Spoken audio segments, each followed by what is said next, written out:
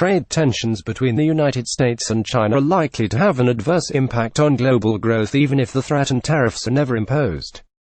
Conflict between the world's two largest economies is creating significant uncertainty for businesses that threatens the global supply chains and future investment plans.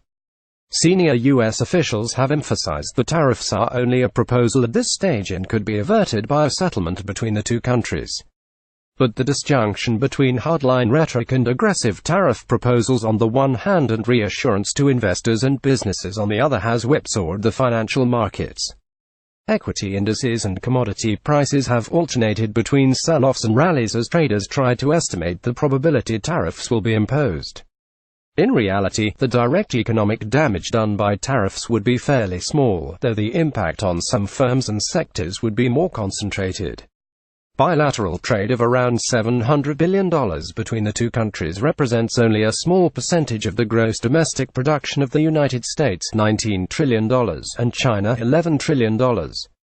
But the threat of tariffs will have a much more damaging and chilling impact on investment decisions that depend on global supply chains, even if the import taxes are never actually imposed.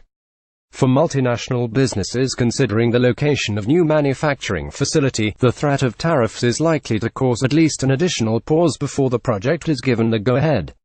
If decisions are delayed, the result will be a slowdown in investment, at least in the short term, with negative implications for growth. U.S. officials have indicated it could take 6 months or more to reach a final decision on tariffs, which implies an extended period of damaging uncertainty. The damage will extend well beyond decisions on the location of new automotive plants and semiconductor factories. Most major construction projects and manufacturing systems depend on raw materials and components that cross international borders at least once and in some cases multiple times. Raw materials, components and finished goods generally have to be ordered many months or even years in advance. Projected costs depend on estimates of the price of items ordered now, but which may not arrive and clear customs until many months in the future, when they could be liable to new tariffs. Every business relying on items from one of the countries engaged in a potential trade war must calculate the risk the items will be unavailable as significantly more expensive and make contingency plans accordingly. Even if a truce is declared in the current trade spat, it has raised major questions about the future direction of trade and investment policies.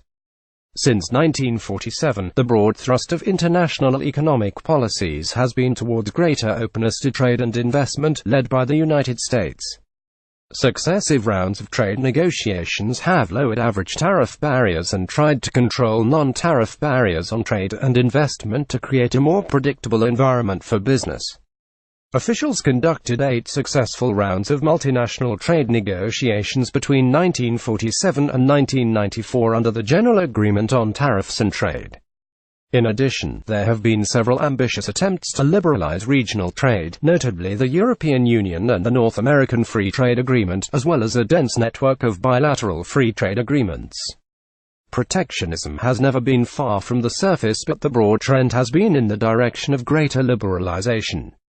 The liberalization thrust has seemed to run out of momentum in recent years with the failure to conclude a new round of global trade negotiations. The tariff war now threatens to send the process into reverse. Proponents of tariffs have made explicitly clear they want to revive U.S. manufacturing by cutting global supply chains and renationalizing them. This marks a major change in the direction of the international economic system and could upend corporate strategies that have been based on global supply chain management.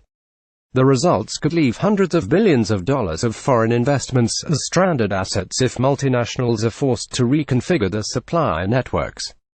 The potential for asset stranding and write-downs helps explain why stock markets have reacted so badly to the threat of tariffs even when the direct economic impact would be limited.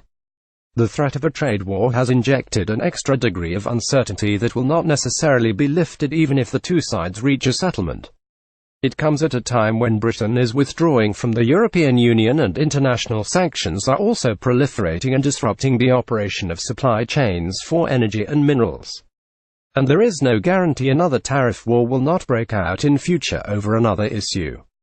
Corporate leaders must plan for a world in which greater openness to trade and investment is no longer a given. Trade tensions between the United States and China have revealed the shallowness of political support for the current open trading system, let alone further liberalization.